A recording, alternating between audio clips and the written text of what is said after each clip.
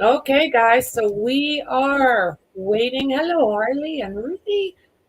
Good morning, good morning. So we are just waiting for the feed to start, and as soon as it does, we will see what Johnny Ray is bringing to us today. I'm finding it very interesting that he's saying he's got some more evidence. Oh, thanks, Tandy. Thank you, thank you. So yeah, as soon as they are ready, I see that they've got the microphones and everything set up for us. So as soon as we're ready, we'll get right into this. I'm not finding another stream. So we're using one that I try to avoid, but I think we should be okay. Let's see. Okay. Isn't that interesting?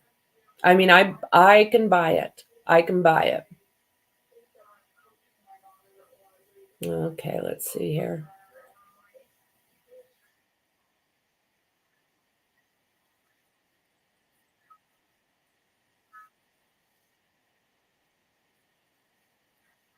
Victims in the case says that surprising new evidence regarding Rex Yorman's family will be revealed at this press conference coming up, perhaps answering long-standing questions on social media as who knew what over the last 30 plus years.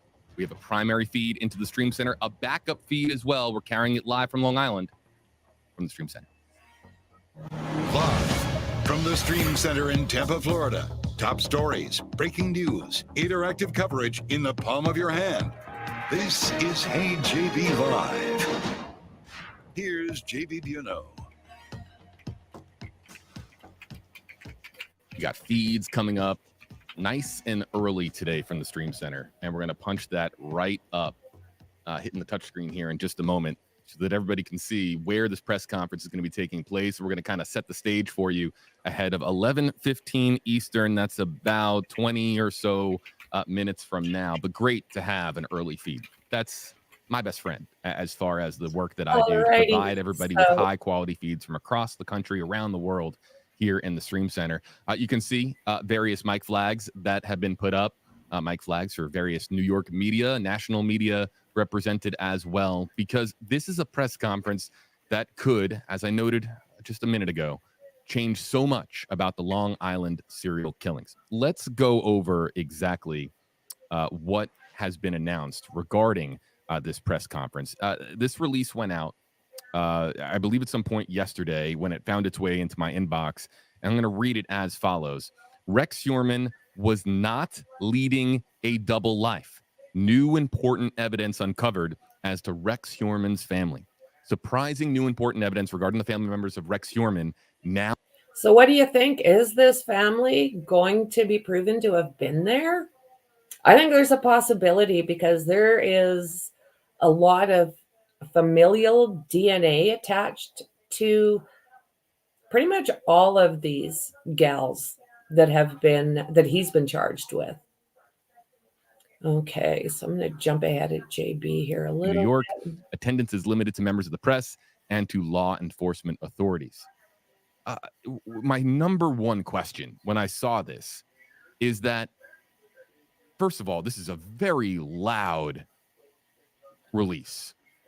Rex Yorman not leading a double life, new important evidence, surprising new evidence. My number one question, the first thing that popped into my head when I saw this was very simple. Why is this not coming from law enforcement? if there's this surprising new important evidence that is coming forward or about to be revealed. So what do you think? Why is this happening that this is coming out through Johnny Ray, not the police, which makes me think if they are looking at Asa, this might not be the best thing for the case, because there might be a reason that they're not sharing this at this point. I don't know. We're going to have to wait and see here. So he's saying that they are quite a bit early for this. A half hour. I'm just going to see what else we've got here, if there's any other options. Press and to law enforcement authorities. So law enforcement authorities, according to Ray in this release, will be present for this press conference, but won't be the one actually divulging this, what is described as surprising new important evidence. Now, the reason why I think so many of you are here early, we're live on WFLA.com, the WFLA app, heyjb.live, and of course the YouTube page for the WFLA account. Hello, by the way, I'm JB. I didn't introduce myself, even though it's... Lordy, lordy, lordy. Yeah, this is going to be Shannon Gilbert, and he also is working for other victims' families as well. So it should be interesting. It always is when it's Johnny Ray, right? He's always got something, a little extra to put out there. Okay.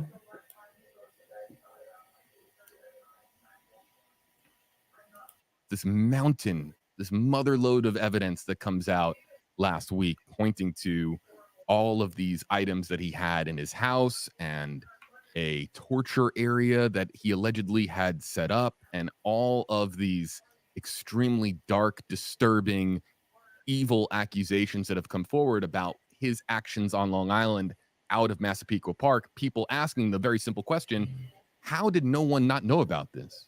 How did the family who lived with him for all of this time not know about these crimes? Now, alleged crimes. Now, it's important to note that in the blueprint, the planned document that that was obtained by authorities off of some of the digital devices obtained in a search warrant in Massapequa Park at the Huerman residence, that that Huerman noted in some of his, I don't know if you would call it a journal, but some of the documents that he used to keep record, allegedly, of the crimes that he committed, the murders that he committed. He said that he went to great lengths to, or describe some of the movements that he would orchestrate to ensure that he was staying off of the radar. I mean, even doing reconnaissance work,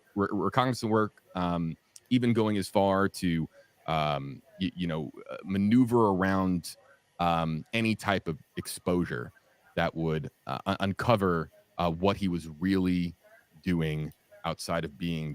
Thank you so much for sharing that, Copper Horse. So we are waiting for another update from Johnny Ray. So guys, I did hear from I did hear from Tony, and I got that video we were looking for. Okay, let's see. I really prefer not to use him. I really try not to use JLR. So I am, or not JLR, JB. Sorry guys, wrong name. So we're just waiting for an update. G8 Summit's going on, guys.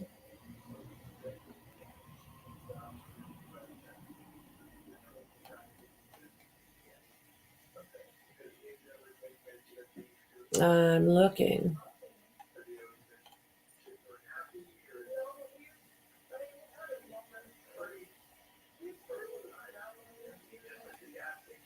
I'm looking.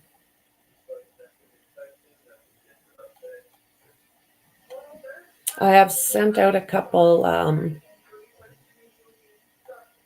emails trying to get these documents for the Madeline Soto case.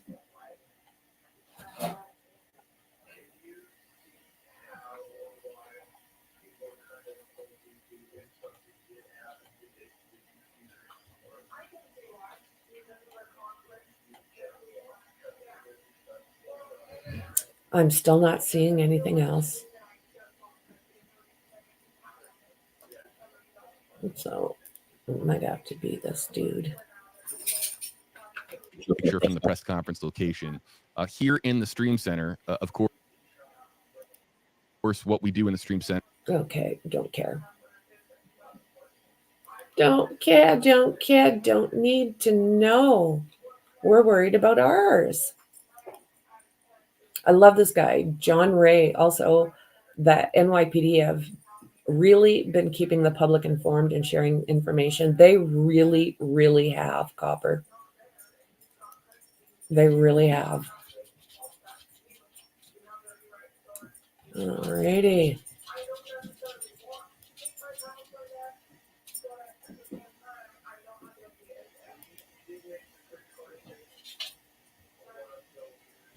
So I do have this muted, and hopefully it's kept up here. Oh, he is. Oh, Lordy.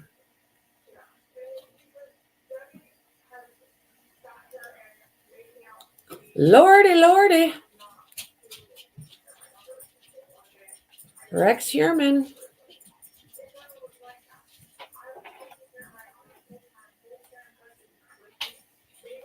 Bad, bad guy.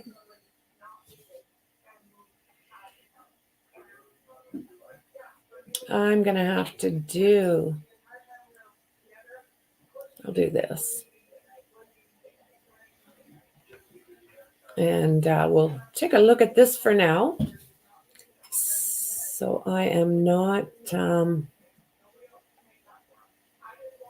putting that face out there. The comment, and we'll spotlight it here on screen. You can also use hashtag HeyJB on YouTube Live or on Facebook Live or elsewhere on social media. However, unfortunately, and it's hard for me to grab it, but if you want to get permanently added to the queue, you just go to heyjb.live. It looks like this.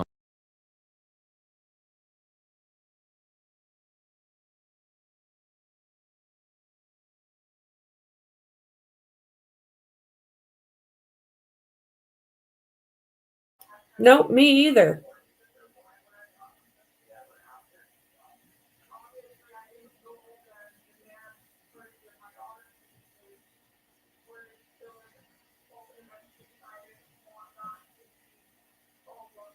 I'm just reading some of the comments here. Yeah.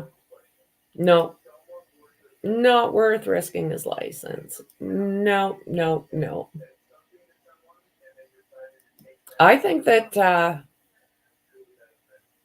Johnny Ray is who a lot of people are going to because they don't trust a lot of the other entities that are out there.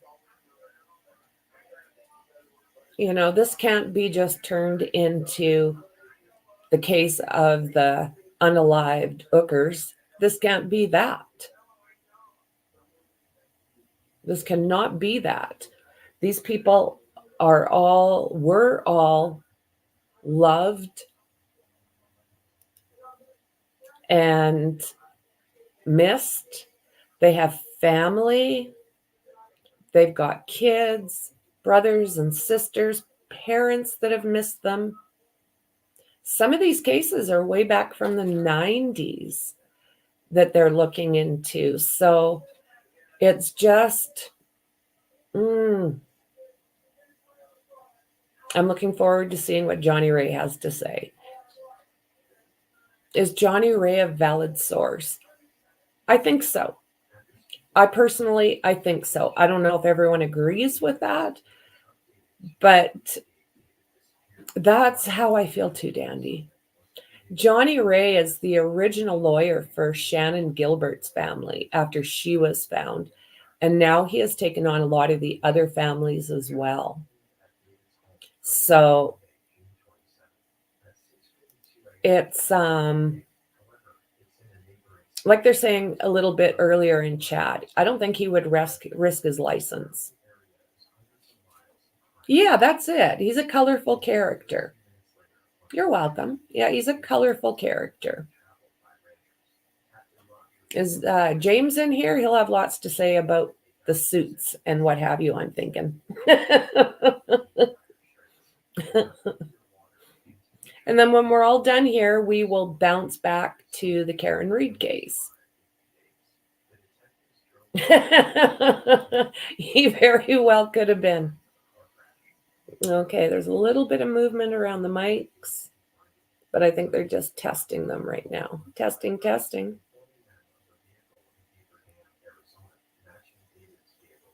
As soon as we no longer see JB, it'll be showtime. No, I haven't seen him today. Maybe he's giving himself a break from Bev and Lolly.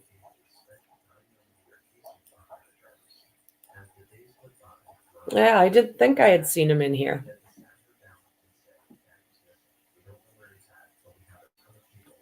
So yeah, like Carrie was saying, he is colorful. He's a colorful person, but I've never once seen anything that has shown that he didn't have anything but good faith behind his work.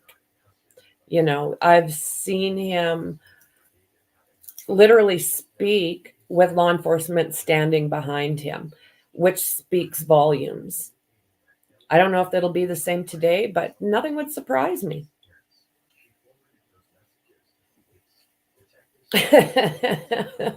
He could have, Carrie. That's a possibility.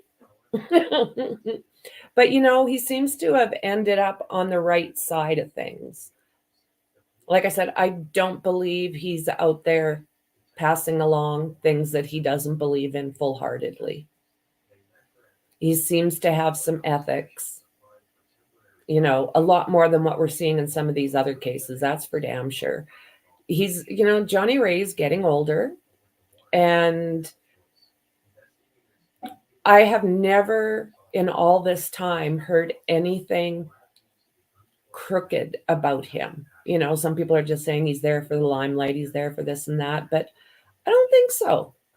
When he doesn't have information, he doesn't speak out. So, yeah, I think I have to turn up the sound on my TV. Can you guys hear that? Let's see here.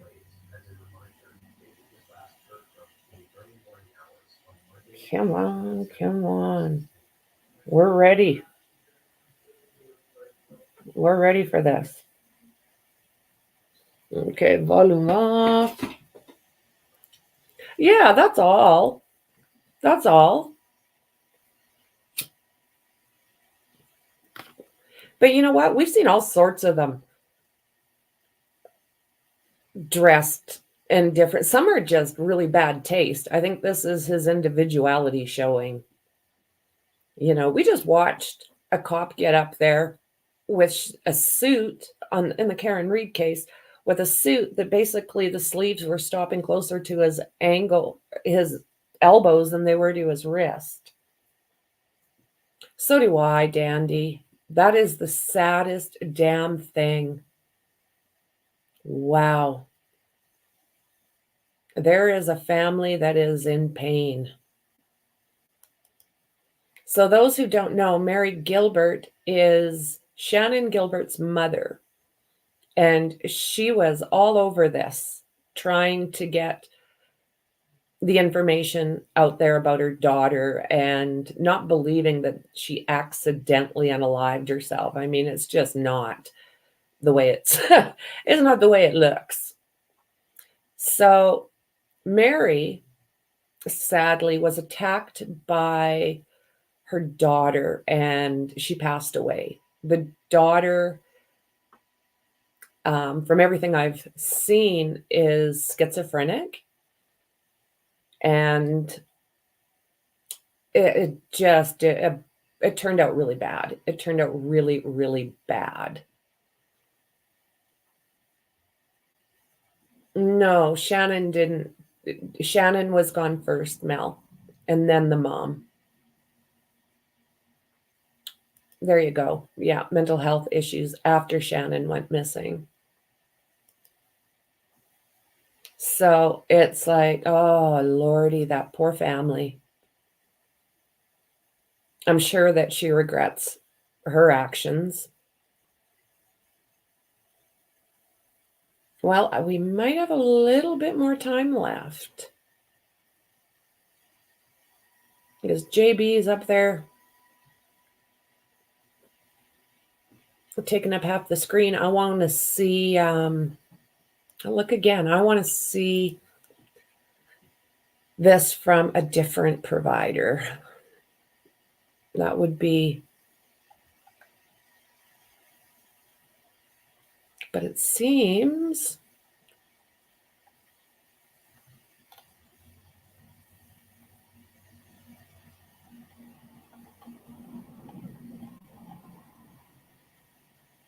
not yet. Do.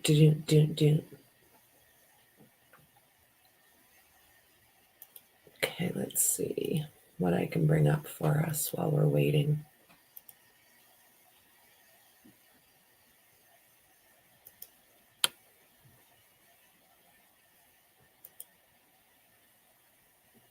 So let's see here. What I'm finding is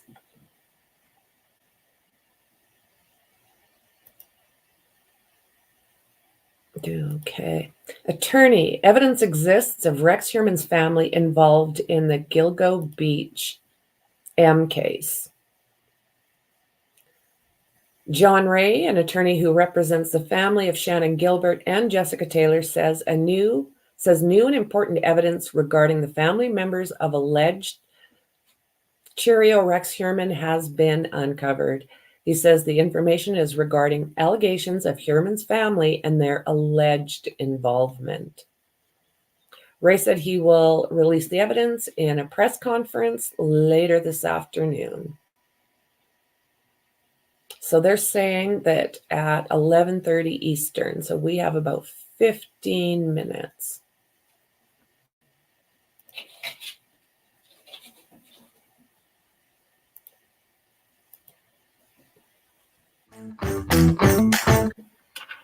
Am I showing myself?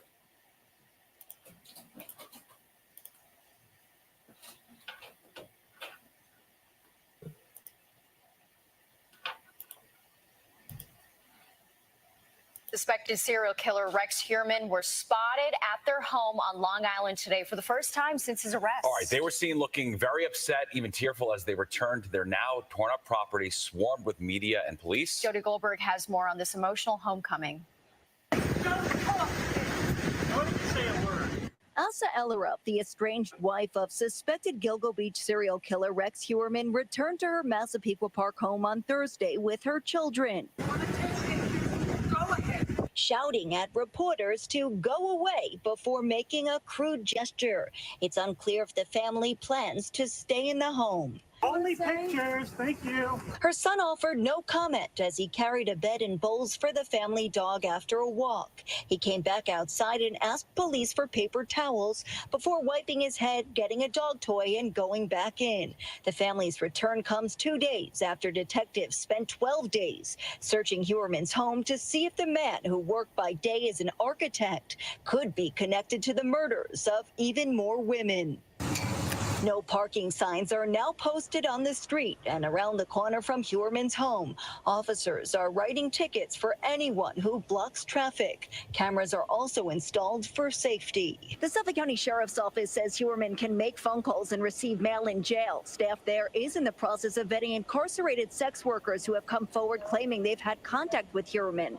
Now he's due back in court this Tuesday. District Attorney Ray Tierney says he plans to prosecute the case himself. In Massapequa Park, Long Island, Jody Goldberg, Fox 5 News.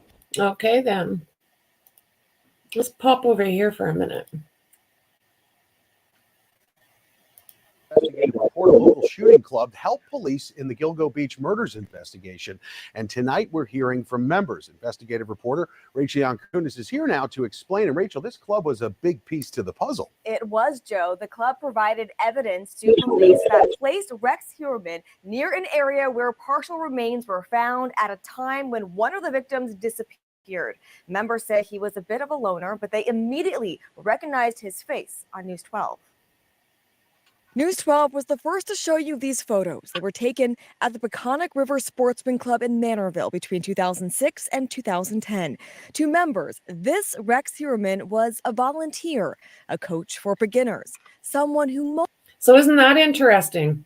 New video has come out and it's showing a different side.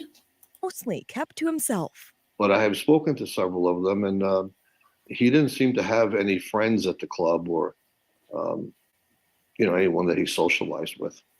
Did he show up alone? Yes. Years later, members were shocked to see his picture all over the news. This Rex Heuermann accused of killing 6 women. Shortly after that, we were contacted by the Suffolk County Police. We actually have computerized records of these events taking place. Yeah. That's how we were able to give this information to the Suffolk County Police. The Manorville Club is located about 3 miles from where police found the partial remains of victims Valerie Mack.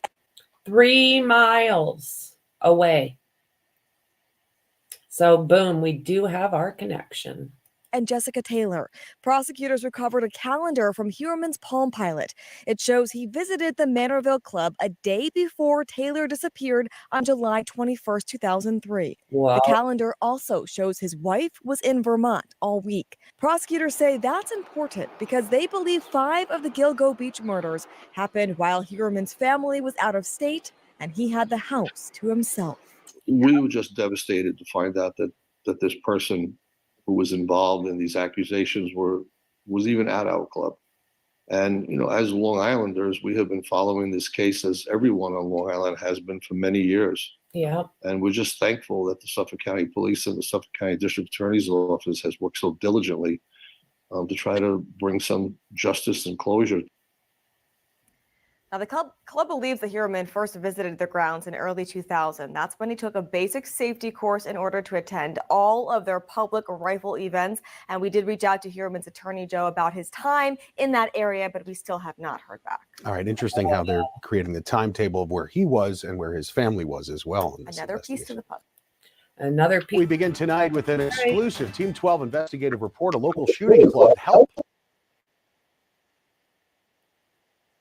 Let's check this out here.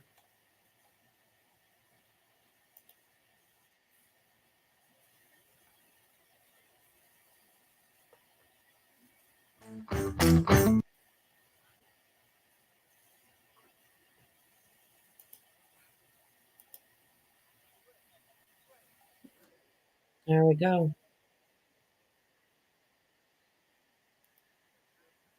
And there's Johnny Ray.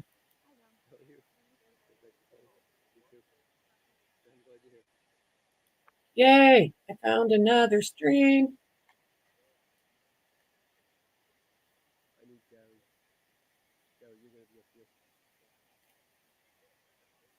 So that is Johnny Ray there. All right, Copper. Copper Horse says, buckle up. And I couldn't agree more. Buckle up. Get out my notepad. My Gilgo Beach book is overflowing. There's 1 or 2 reporters called and said, "Can you wait 5 minutes?" So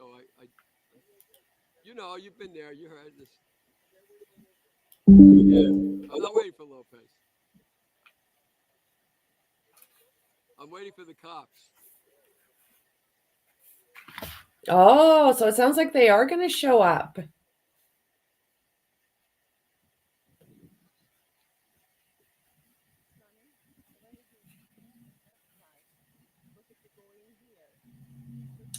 Well, I mean, that tells me a lot. If the law enforcement is showing up again, it makes me believe that there is some basis of fact happening. Good morning, stop. Hello, hello. Oh, really?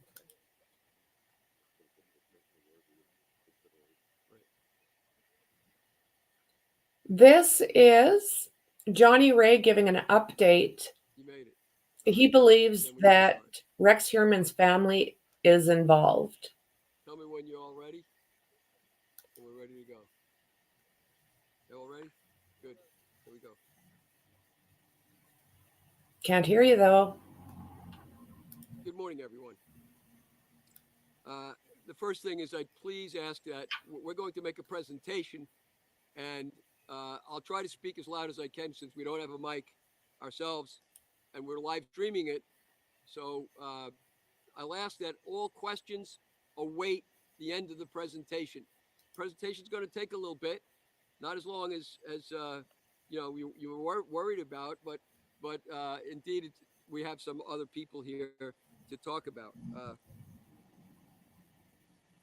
With me today, to my right, is Dr. Gary Brucato, who is a clinical and forensic psychologist, researcher, and nationally known author for his work in the areas of violence, including serial killing, especially serial killing, mass murder, and sexual offenses, as well as severe mental illnesses.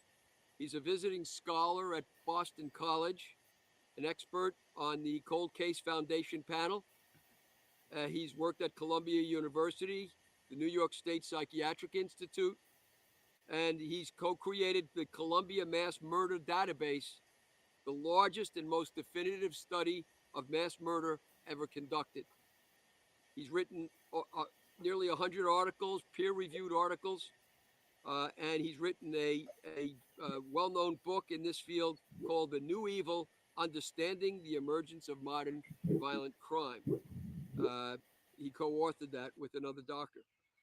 He's presently working in several forensic training programs, and he's a friend of mine, and he's been working with me on this case over the course of approximately a year. So he's here today to do some explaining and connecting of the dots that I'm going to put out there for you with what we have learned, what we have discovered.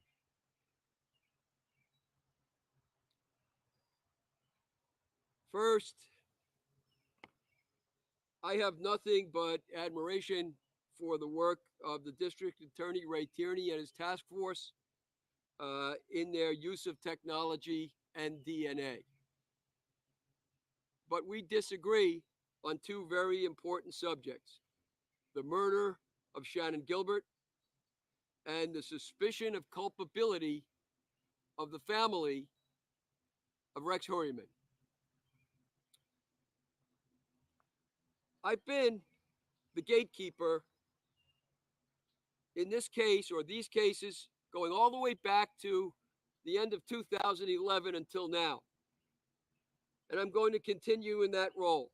And just so it's clear, because we've heard critics, I have not made one penny in this case from anyone, and the man I sued has no money. We will make no money in all the work that I have done from the beginning. We're not in this for the money, and never have been.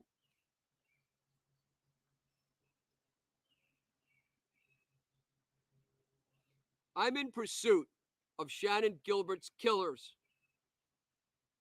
and the full truth and the facts and circumstances surrounding all of these murders, as I've been from the beginning.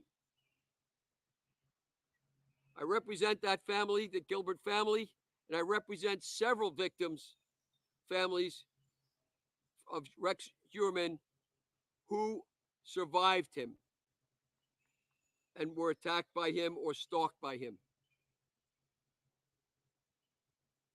So I'm not here today, by the way, to just speak about exclusively about Shannan, but I'm here to speak about what we have discovered regarding one of the children and the implications of that for the family. Now, look, if you're of the school that you say all that happened to Shannon Gilbert was a coincidence. All those things were coincidences and circumstantial evidence only. No matter how strong the evidence was or is, you say it's not proof enough to suggest that she was murdered. Then you don't stay here. You don't need to. And you don't need to watch this conference on streaming on the internet, because you will be disappointed. Most of the things that we know happened, we know from circumstantial evidence. And what we have here is circumstantial evidence. But if you're able to accept that circumstantial evidence can be strong, as a great lawyer once said, as when you find a trout in the milk, that circumstantial evidence can be filled with right-minded inferences, real inferences, inescapable conclusions. This conference is for you. I'm thinking I had a case with a newly constructed wall which tipped over and broke a worker's legs. And it wasn't hard to believe that the wall was defective, even though nobody saw it tipping. That's circumstantial evidence. That's what we have here. You will see today that Rex Heuermann's porn is matched by his daughter's tastes, his daughter's work. You will see that we are not talking here about, what should I call it? Merely murder. I say it ironically. We're talking about people who are involved and interested in torture, horrifying torture of the people we know are now dead, and many more yet to come. We are talking about the potentiality of cannibalism, hardcore. We are talking about the use of porno to effect what has happened.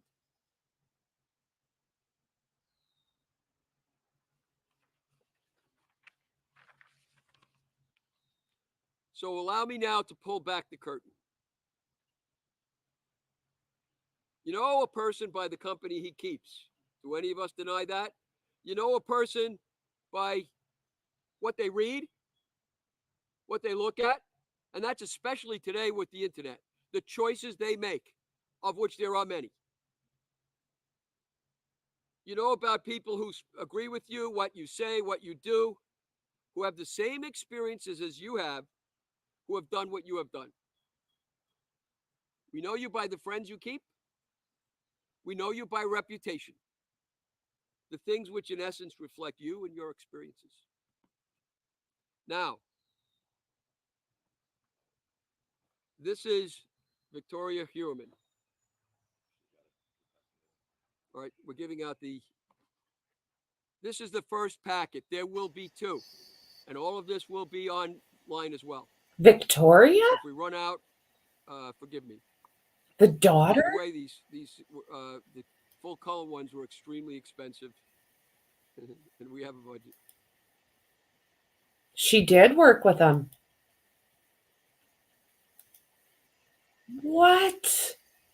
Well, that explains, I mean, she's got a nasty, nasty scowl about her, that girl.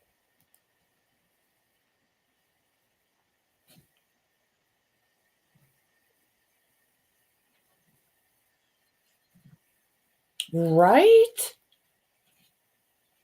Whoa. We say that the evidence we have, and this is just the beginning of the evidence you will see today, the evidence that we have suggests that we've been sold a story by the Heuermann family. Take a look at the first page and the picture that's to the right. That's Victoria Heuermann as she tried to appear to the press when you first confronted her at the home in Massapequa Park. There she is in her little girl's uniform. She's 27 years old with a school bag draped over her, her hair in a nice little bun. Very innocent looking person. other picture is also Victoria Heuermann, as she really is, as she portrays herself on the internet, as she actually looks. We've been sold a bill of goods.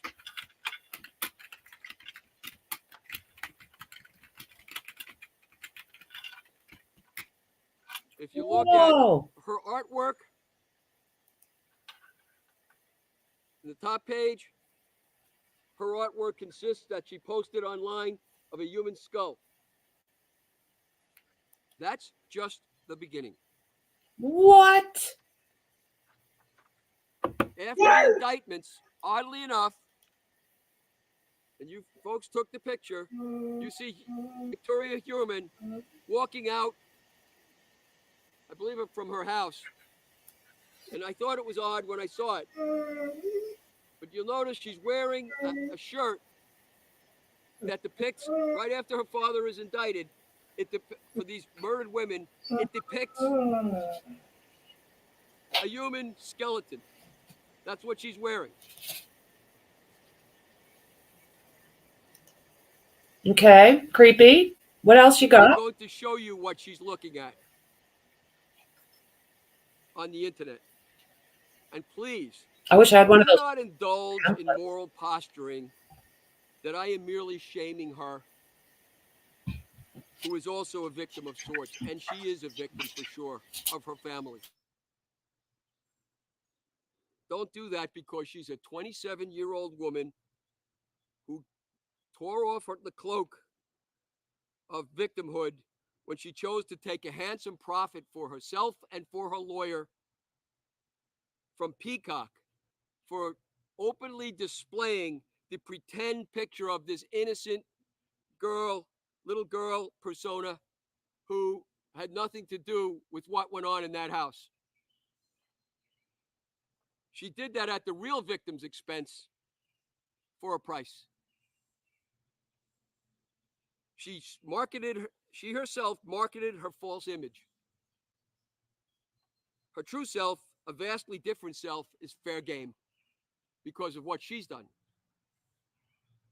What she has witnessed, what she has perhaps gone beyond witnessing, you draw the inference. I'm not going to feed it to you. You draw the inference.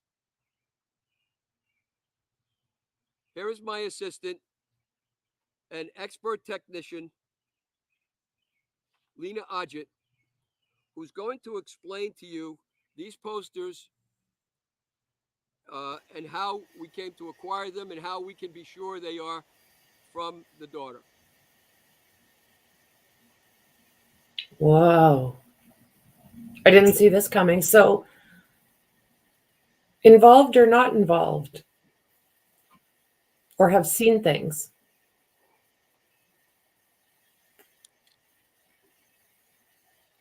What are we looking at?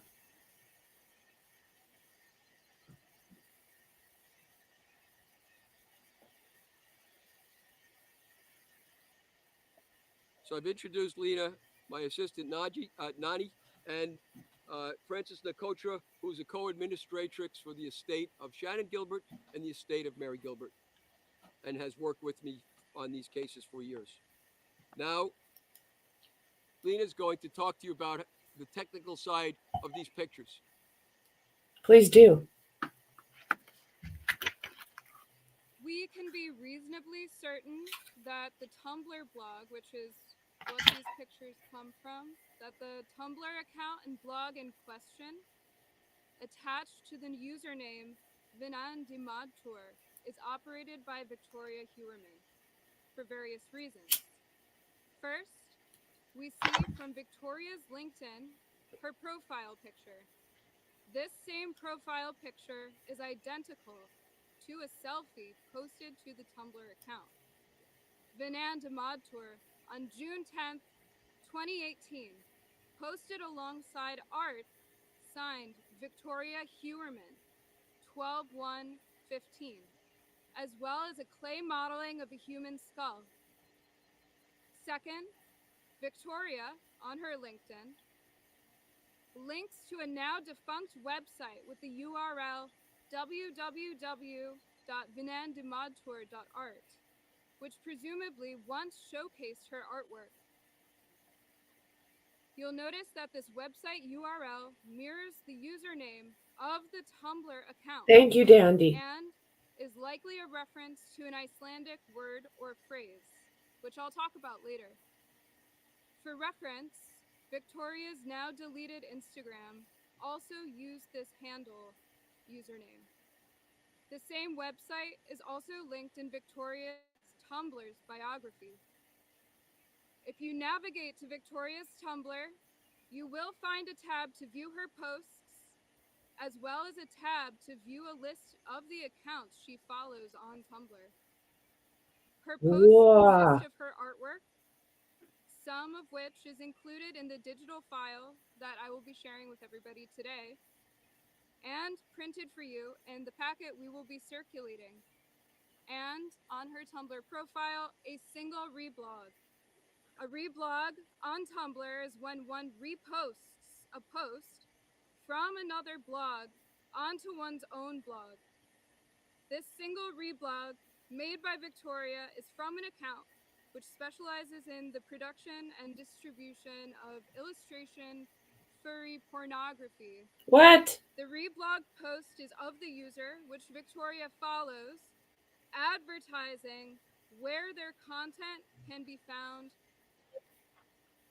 beyond Tumblr, right before Tumblr effected a ban on adult content. For those who are unfamiliar, a furry is someone who is an enthusiast for anthropomorphized animal characters, often portrayed in sexualized fashion. A sampling of this person's content can be found on the Twitter account bbchimera_adult. I might add that these images are not for the faint of heart. It is cartoon pornography, but it depicts grotesque acts of bestiality. That this person produces grotesque cartoon hentai-style pornography is significant, as it is seemingly the only account with which Victoria has engaged publicly, deeming this person's content worthy of a reblog, and that according to the district attorney, Rex Heuermann himself searched specifically for hentai porn, searches which the DA described as sadistic. While Victoria's likes on Tumblr are not available for public review, some counts are, she has chosen not to make hers public. We can look to the list of accounts she follows to inform us as to what kinds of images Victoria is viewing. Upon examination of the roster of accounts Victoria follows on Tumblr, nearly every account is focused on the circulation of furry art and images. Victoria has a preference for furry pornographic material and dark, macabre art, as seen on various accounts. And I'll go into some of these accounts right now. There's Ebony Chimera, a furry porn content creator, NIEH Furry, a furry content and furry porn creator. I guess I should be thankful, a furry porn and furry content creator who links to a fan fiction account of theirs on a website called Archive of Our Own, which publishes explicit content. This person's works and bookmarks displays a preference for fan fiction with the self-described themes of graphic depictions of violence, rape, child abuse, strangulation, underage prostitution, asphyxiation, and rough sex. Squeak Squad 524, a blog which describes itself as an art blog of Yiffertons, Yif and its derivations being slang terms used by furries to refer to pornographic content of anthropomorphic animal characters. Rolera, the account from which most of these images come, and it's an account which circulates disturbing images of gore, violent pornography, and other fetish content. Jesus. The content creator describes themselves and their blog and their bio as a gore whore, with content warnings, self-described as extreme gore, hard vor, violence extreme, Or being Jesus. cannibalistic imagery of a victim eaten alive. What? This is to quote the dictionary, the prey's flesh being ripped, chewed, or bitten, resulting in horrific injuries and often loss of life. According to a translator familiar with Scandinavian languages with whom we consulted, Victoria's account handle Vinan de Madtour may itself be an allusion to eating and consumption, a disturbing reference when considered in the context of the hard vor fetish content Victoria views and follows. Jesus. I'm going Jeebus. to take you through a few points. The rest of them speak for themselves. But if you don't mind,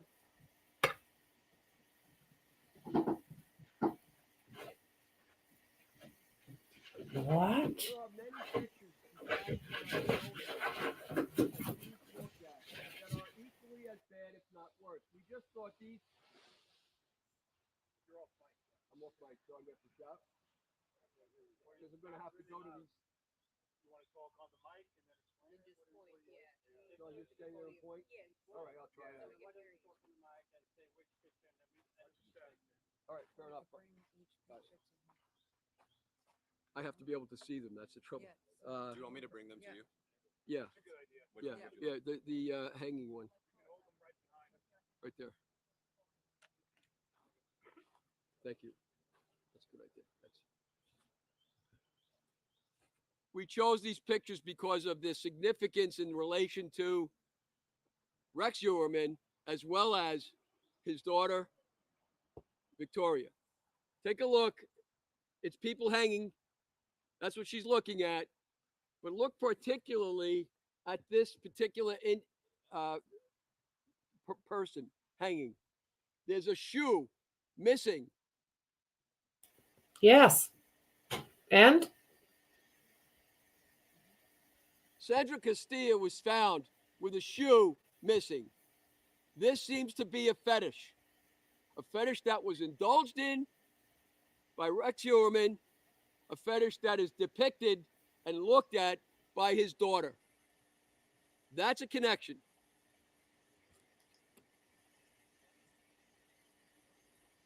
So am I, Dandy.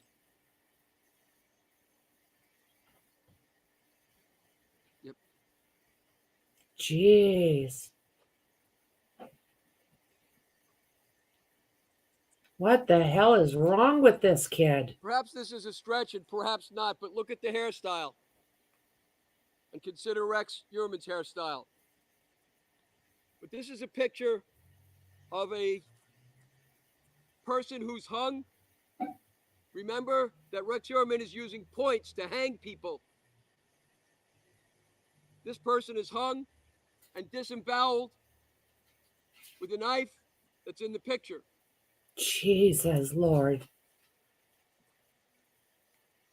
What the hell's wrong with this family? Look at that. Yep. Oh. This appears to be the remains of a human being that looks half eaten. Remember that Victoria Heuermann is on the internet reading words and looking at pictures that deal with hard vor. That is to say, cannibalism. Jeez. If you look at the full color packet I gave you, there are other pictures in there that are so atrocious we didn't even put them up. Worse than what you see. Of people eating human flesh. Oh. What's this, daddy's work? This is exactly what he was doing. In this picture, if you look, it has a strange familiarity when you see it because the torso shows that the arm is chopped off at the elbow. Yes. And the head is, of course, disconnected as well. And the body is being cut up into pieces, the hands, and so on. Who does that match? Jessica Taylor? Valerie Mack? Yep. Exactly. Oh my God. Entire slicing up as if it were for food. Yep. They check their deep freeze.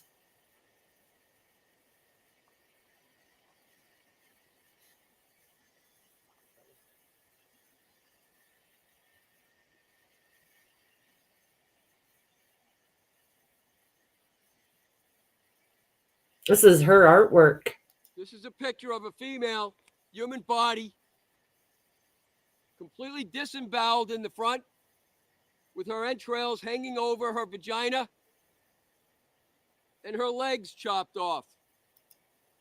Some of the things that she was reading about, which I'm going to put before you in a moment, some of the things she's reading about was how, when these bodies were disemboweled and cut up, the torturer would have sex with the openings, such as in the leg. Yeah. That's what she's reading about. Jeez.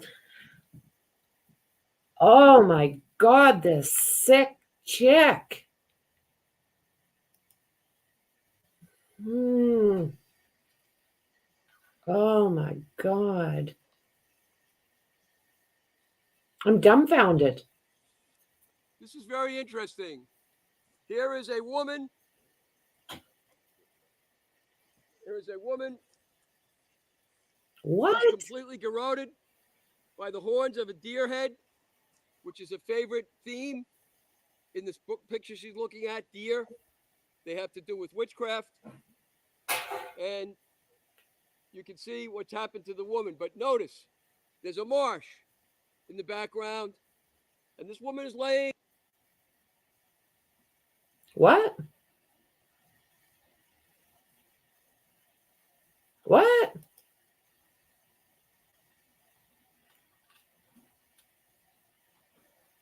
What's going on? Did they just cut him off?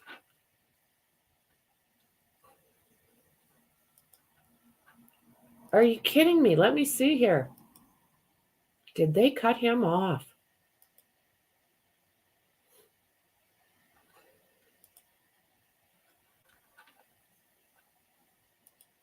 I'll see what I can find here.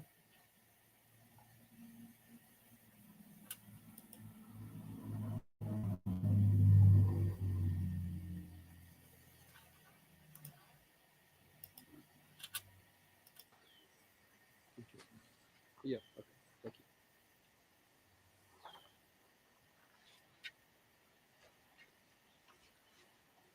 You'll notice in one of the other pictures, there's a room that looks like a basement with blood all over. Sound familiar? Does it match Massapequa Park? Quite possibly. Massapequa Park. There we go. It's hard to repeat. Massapequa Park. We've been talking about it. This is a picture of what appears to be a basement with blood all over it. Remind you of the basement in Massapequa Park? Oh, I was misunderstanding, guys. I was thinking of Massapequa Park. I won't show them all. I don't need to. Body of a man with the arms and legs sliced off and chopped in half.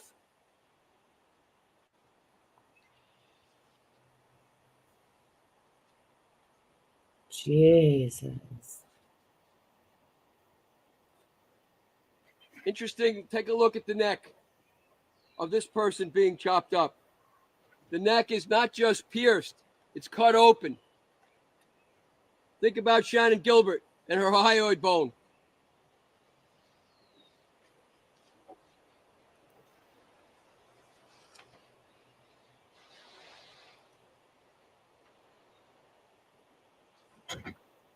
Here's what she's reading.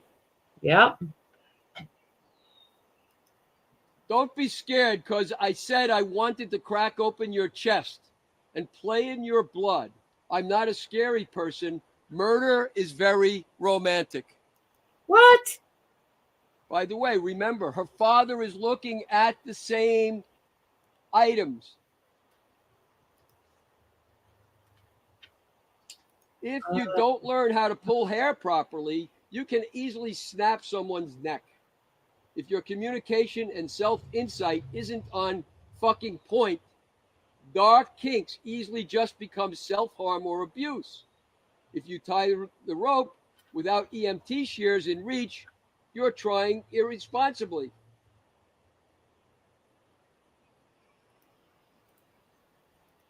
If you're playing with drowning or waterboarding, a 2-second fuck up can kill.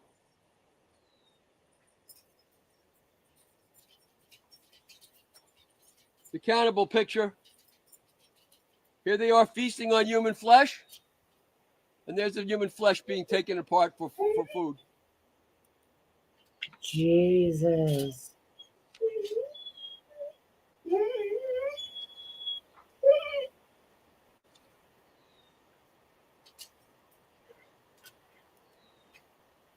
Reading. It's entitled Brutalized, brackets, Hot Sexy. God almighty. Being drowned in a bathtub. Bonus points if it's full blood. Throat bit and crushed in someone's teeth. Arm skinned and someone pulling on your tendons to force your fingers to move. Hands being stepped on and broken. Making out with mouths full of blood. Bonus points if it's your blood and you're forced to drink it. Stabbed while in a crushing embrace that starts to break your ribs.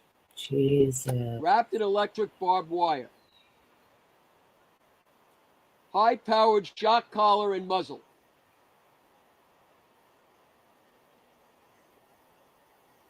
Sedation. Enough to be in a dreamy haze while you're taken apart. Blindfolded, muzzle tied down while someone cuts you open and plays with your organs. Arms strapped down, multiple needles left in, full of drugs, while your killer explains the plans for your tonight as they prepare your body. Punched in the mouth, bruises, body cut up, played with, and left broken to die. Brutal. And then the instruments. Just like the instruments described in what the district attorney released of Mr. Ewerman's work. Wow. These are posts that she did she repost these? These are posts, circulated by blogs that she follows. Listen, yes, it's technically illegal to keep a person chained to the wall in your basement. Use their holes, H-O-L-E-S, holes, whenever you please, and treat them as nothing but an object for your pleasure. But you're not a person, so what's the problem?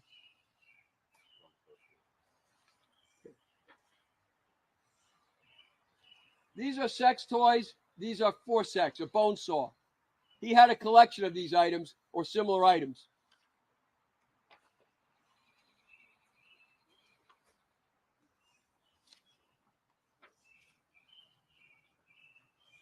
Chains with points, hard points. He used hard points. He refers to it.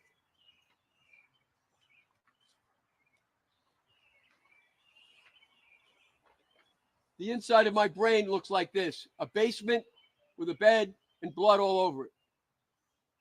Massapequa Park. Now take those things that I've just shown you, and let me read you this first, and then I have something else I want to tell you. Are they quotes from her? These are quotes from what she's reading, okay? By the way, we don't have more than what I'm showing you for one very good reason. We have found that it appears that she erased all of her sites that she had, all of her social media. She just missed these ones. And her mother, we try to get her mother's similarly, all erased, except for Twitter. Now, the district attorney himself makes a list in his latest indictment papers of what Rex Heuermann is looking at. And amongst them, there are 26 of them that he lists, but I'll just hit some that matter in relation to these photos and what was said on the blogs that she was looking at. Quote, girl begging for rape porn. Teen girl begging for rape porn. Pretty girl with bruised face porn. Same Remember the searches. picture of the bruised face woman or girl in his house. Same search. Torture redhead porn. She's a redhead, the daughter. 10-year-old schoolgirl. Lips cut off. Skinny redhead tied up and raped. Girl hog-tied torture porn.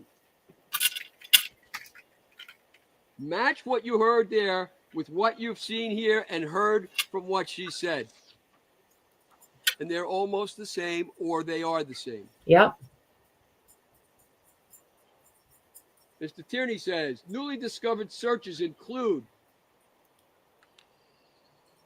these are the films he's looking at, or that Heuermann's looking at. Hung by tits. Ball gag. And we have pictures that she was looking at of ball gags with blood all over the face of the person who has it. They were both interested in ball gags. Medieval torture of women speaks for itself. Long Island Mistress BDSM. We also know all these pictures speaks for themselves as BDSM, and we know that Heuermann spent time, we know now, in Manhattan clubs in BDSM situations. For example, a place called Pandora's Box.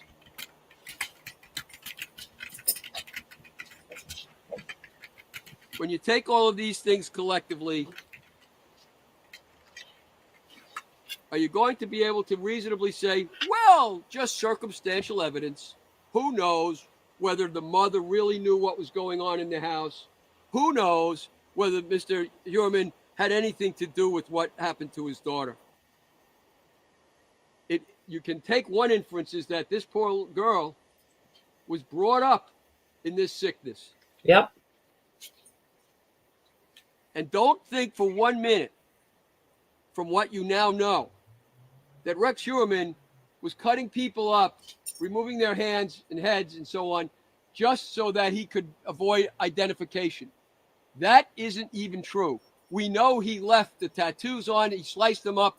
He knew very well he could have just cut them off, and he didn't. He's not caring too much about identification, although he is that too. He's enjoying what he's doing. Look at what he is reading, what his daughter is reading, what they're observing. It's BDSM to the max. Yeah. And it's demonic. Yeah. How else do you describe it? James Burke had those. This house, are you surprised at the way it looked? It matches the demonic life that they're living there. Why do you think they haven't left after they know that murdered bodies were in that home? Exactly. There's much more to be said on that. I say to you, you draw the inferences. You draw the inferences. But how can you escape some meaning to what we have discovered? How can you escape it? Can you?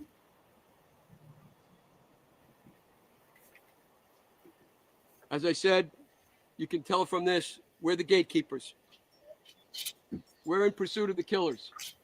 We know from one witness that I've already produced to the district attorney's office, who was vetted by Commissioner Rodney Harrison, police commissioner, and found to be credible.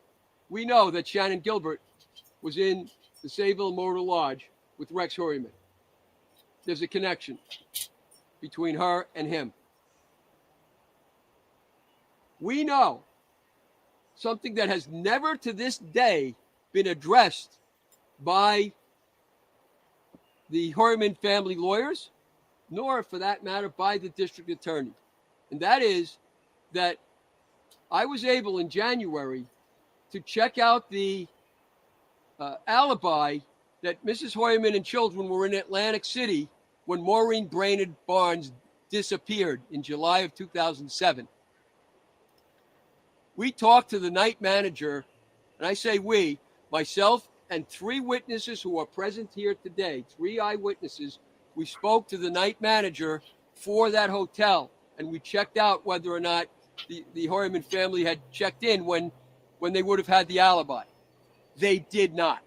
They checked in not on on July 6th. They checked in on July 17th.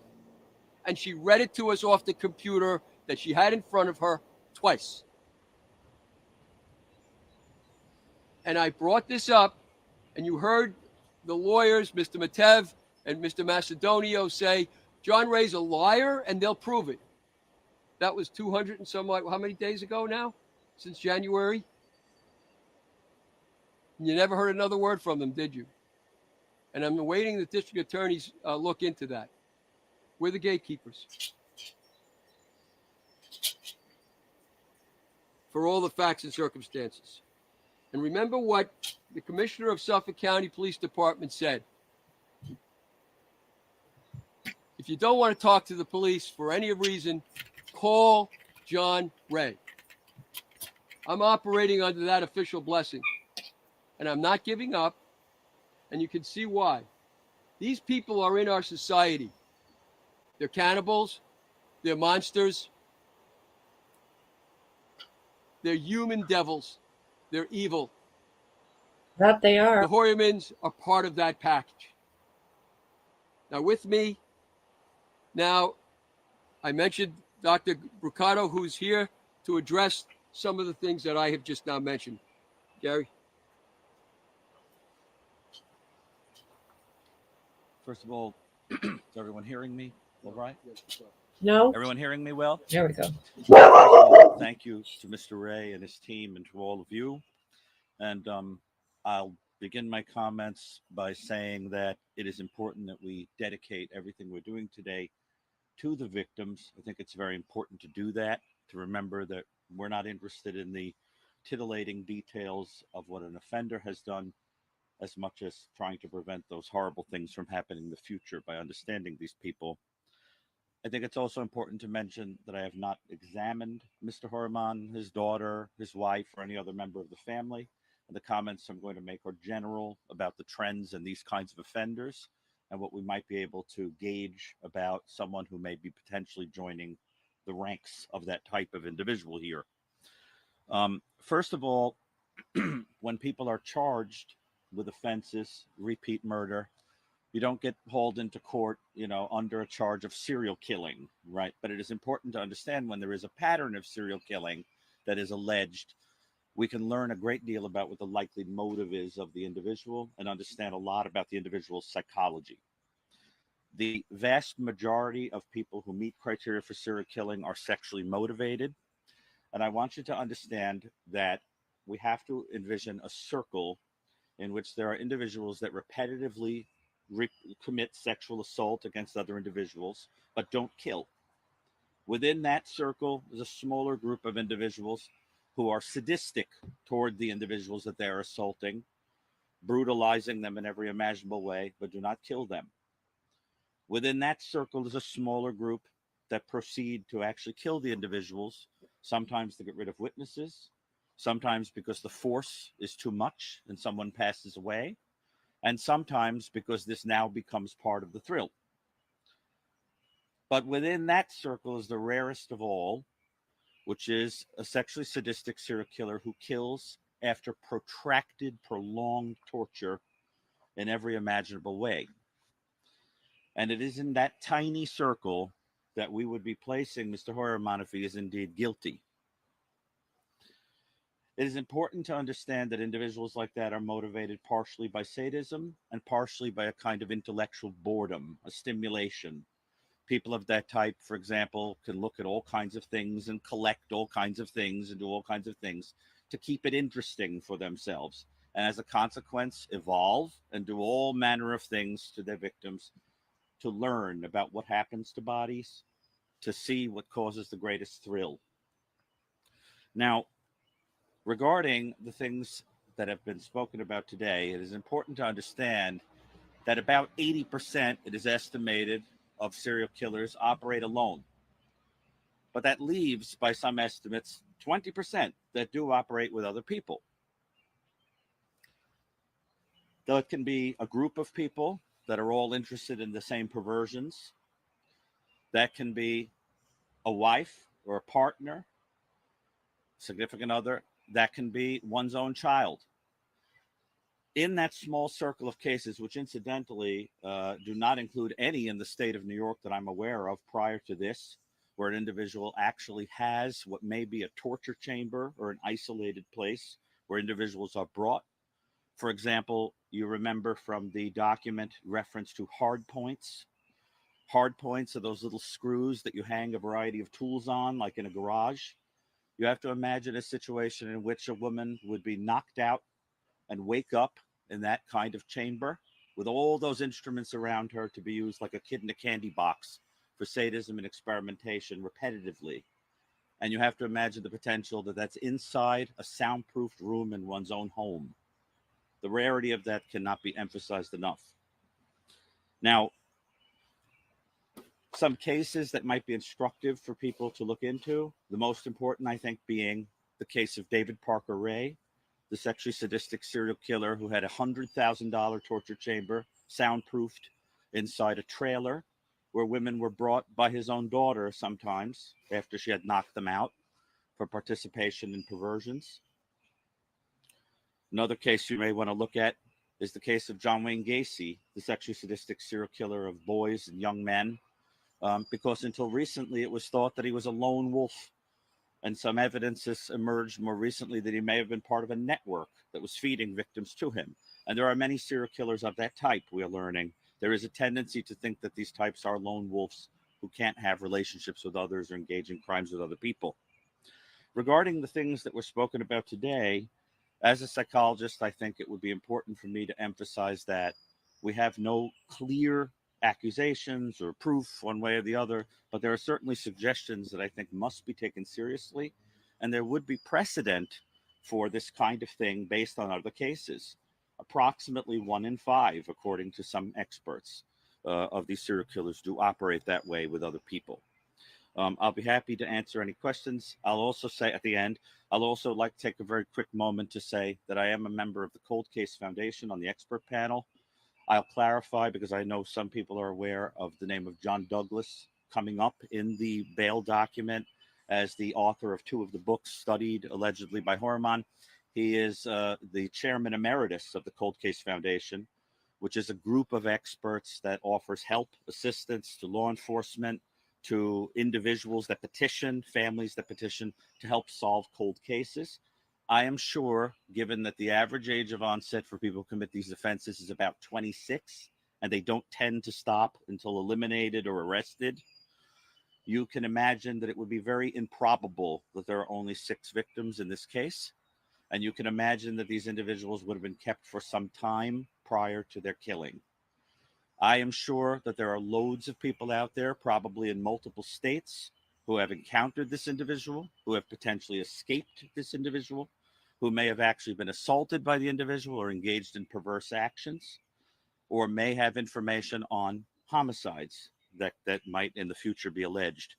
I would encourage you to please be unafraid to consider prayerfully, thoughtfully reaching out to a group like the Cold Case Foundation, to someone like Mr. Ray, to law enforcement, because when this story is all over, I suspect it will be much more complicated and horrifying than it even appears to be now. Thank you. What's that? One more. We'll do it. Okay. Just keep in mind one or two more things. In the packet that I gave you, the first packet, the black and white, the pictures on the back and are pictures from the book that was on the kitchen table when the police entered in the last warrant. And when Victoria was home alone, that book speaks of death scenes, and those are real gore, real pictures of sex workers chopped up. That's what she had on her kitchen table, and her lawyers say they don't know how to explain it. That's in this too. And one more thing, and that is that after this, can anybody reasonably infer, as we've heard over and over again to the contrary, can anybody reasonably now infer that this man was leading a double life at home? There was no double life. I don't think there was. Now we'll answer questions. Oh boy. Did you come over here to fart? I'm gonna puke. Oh, Lizzie. I can't speak to this particular case because I have not examined anyone involved. So far, Oh, we've you had got there are look what circumstantial you just did. I'm things gonna that are throw certainly up. worth contemplating. I'll say this: among the individuals that do participate with serial killer family members or friends or associates, they seem to divide up into different groups. Some of them have their own perversions and are collaborating because they, in a group, are able to enjoy these things together. And some of them are individuals who have been traumatized or exposed repetitively to these kinds of things and are joining in with the offender, sometimes as a kind of Stockholm syndrome or attempt to survive, sometimes because it's been so desensitized for them that it's become normal in the home or environment in which they're operating. And sometimes there's no relation, that they just are interested in these kinds of unusual things on their own. But you have to take that on a case-by-case basis, and I think it's certainly worth thinking about, because I think we'd agree that what we're seeing here is certainly disturbing. In his manifest, he used the term play, and apparently Victoria used the same terminology. Mm-hmm. What do you make of that? Well, it gets to the point that I raised earlier about a lot of this being about stimulation and excitement and fun for these individuals. And the idea is to extend, in the fantasy at least, to extend what is happening to the individual out of a kind of curiosity and amusement, and to keep heightening the thrill the way somebody, for instance, with a drug addiction might do, to need a greater and greater high. And some people can have fantasies like that and leave them at the level of fantasy. And some individuals need to actually spill over into enacting those fantasies. But it's impossible to say, how many people have only the fantasies and how many actually spill over. But fantasies are certainly disturbing. Sorry. And share those fantasies with a family member? Well, first of all, there are some situations I'm aware of where that happens, where, as I said, there is normalization within a home to the point that that can happen. But the themes that are here are extreme, even for people who have sexualized or aggressive fantasies, because we're seeing here themes of things like cannibalization, fornication with body parts, dismemberment, mutilation, things like that. It's not just bondage fantasies. It extends all the way over into things that are far more horrifying. And for those things to be normalized, you'd have to think about the kind of material a person is exposed to, the kind of pornography they might be exposed to, the kind of talk, books, etc. But I think the jury is out on what this is about. But it's certainly worth thinking about. John, I apologize. This is obviously very disturbing to all of us, but she's still young. Do you think she was involved in any of the murders, like the go-go store, like helped him at all? Or are you just saying that she may have been doing something, thinking about it in the future? That's not true. I am not there. I was never there. The police alone have been there in Massapequa Park House. I don't know what else they know.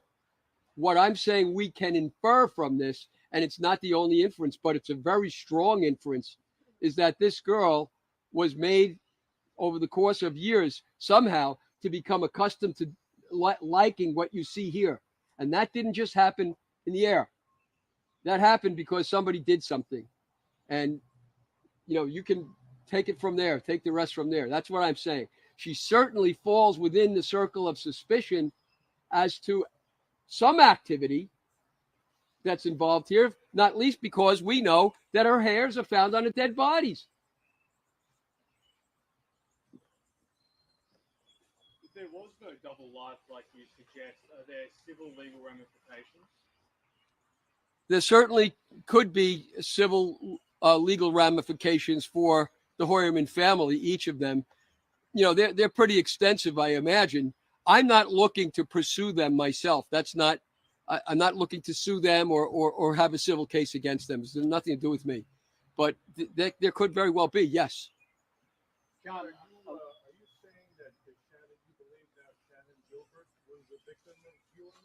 I'm not saying that Shannon Gilbert was certainly a victim of Heuermann. I am saying what we do know. And we know if that witness who was credible told the truth, the taxi driver, that Heuermann knew Shannon Gilbert. That and that makes a lot of sense. If we follow the trail of Heuermann, I know that Heuermann was a very gregarious fellow from the witnesses I've talked to who've come and talked to me and given me statements. And I know that he spent a lot of time in various bars and places where there were strippers and dancers and that sort of thing around Long Island and in New York City. The chances that he came across Shannon Gilbert, besides what the taxi cab driver said, are excellent. She also has a Massapequa entry in her book that we found, her notebook of scheduling. And I point out another thing. That doesn't preclude anything I've said so far regarding my lawsuit that's continuing as we speak. There's connections that could be made there. We don't know. I'm not the police. If they come to me, I'll certainly report them. But it does strike me that when Shannon Gilbert says, the first thing she says on the 911 tapes is, someone is after me. Someone is after me. That means she's being chased. She's being stalked. Rex Heuermann was a stalker. You may remember from the beginning, before I ever knew of Rex Heuermann, I said publicly over and over, there's a hunter involved in this case. Someone was hunting her. He's a hunter. Rex Heuermann turns out to be a very avid hunter. And he belonged to a variety of rifle clubs. We saw a picture, I think, Newsday published. But there's more than that. If you look at the schedule that Ray Tierney put out, you can see that Heuermann, in a period of 2 weeks, was at 3 different hunt clubs. He's a real hunter. He's got 300 guns to do that. I have 3 eyewitnesses who say that he pulled pistols on them. One who says that he shot her right across the back of the neck. He's a hunter with guns. Who knows what else? Start to put those pieces together.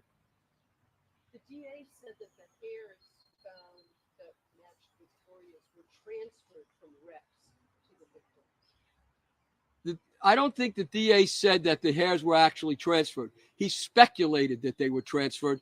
The hairs transferred from Rex Heuermann to the body the hairs that belonged to the daughter and the mother. He's speculating at that. He has no way of knowing that for certain. But now when you consider what you've seen and what you know, that might tip the card a little bit in favor of the fact that there might be more to it than just that they fell off of Heuermann, especially when you notice from the equipment that he took was designed, part of it, to clean up the hairs. And he even said so, and to wear a hairnet. John, a lot of this art is disturbingly similar to the Gilgo victims, but as far as we can see, none of it was actually made by Victoria Heuermann.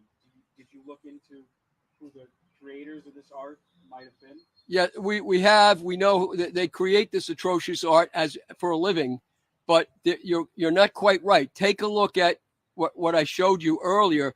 She created the monster that's eating a woman's breasts with a furry butt plug in the picture. She created that, and that was in line with everything else. So I can't agree with you there. She's in this art. I cannot hear you, Danielle. What I did was, with this particular information, I notified Ray Tierney. I wrote him a letter, invited his detectives to come here if he wished to the press conference, and invited him to call me so I could do so. I have not heard from him. So we're just going forward with what we have. I at every step of the way in this case, I have cooperated with the authorities. I have given them what I'm entitled to give, from other witnesses. The witnesses who come to me, if they don't want their information turned over to the police, I don't do it. But if they give me permission, I always do it. I believe that the proper authority for properly investigating this and getting to the truth is the task force. I agree. We good?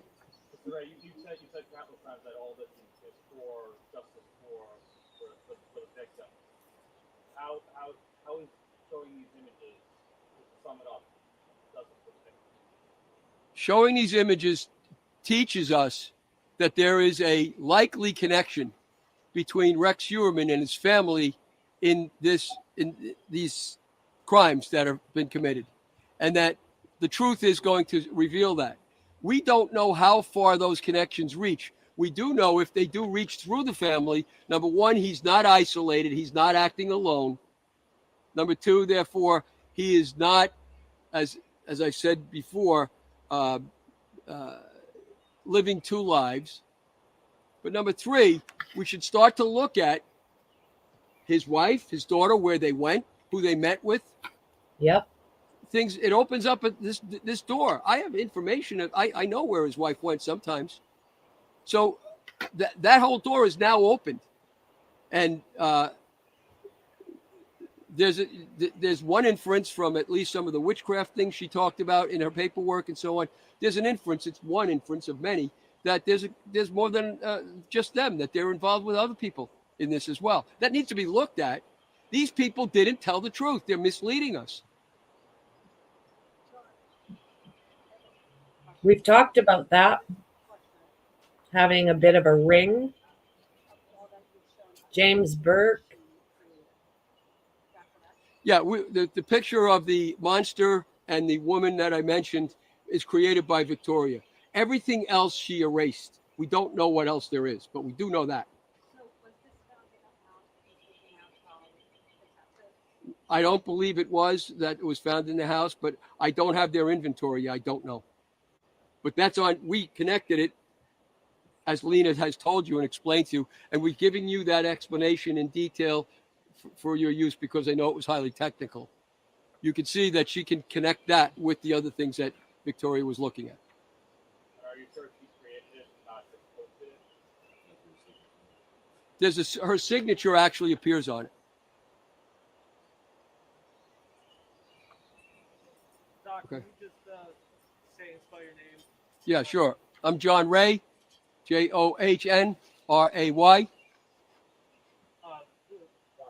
Now the doctor? Dr. Gary Brucato, Gary, B as in boy, Rucato.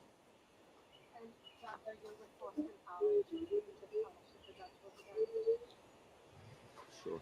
I'm currently a visiting scholar at Boston College, where I conduct forensic research with Dr. Ann Burgess. I'm in private forensic practice, and I'm in private practice for general psychotherapy at Clarity Therapy in New York City. I'm a clinical psychologist and an author and researcher specializing in violent crime and severe mental illness.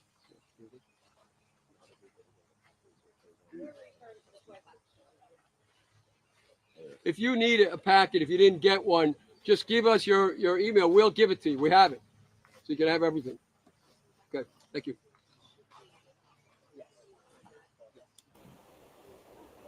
Good question. I'm sure they'll pay attention.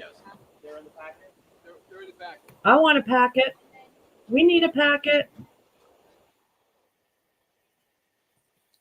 Give us a packet. Okay. So what do you think, guys? Wasn't that something? I didn't see any of that coming. Victoria? But we were just talking about how cranky that kid is. She's not a kid, she's 27, but the scowls on her face and this is very interesting, very interesting. John Ray doesn't usually come out with BS. I haven't seen him, like we were talking earlier, he doesn't want to jeopardize his license. So let's see where this goes. We've got another rabbit hole, guys. We got another rabbit hole. So, okay. I can do that. I can do that. So I am going to start another stream. I know, stop. Isn't this something? Like, what a demented kid. What a demented kid. Email John Ray. And get packets.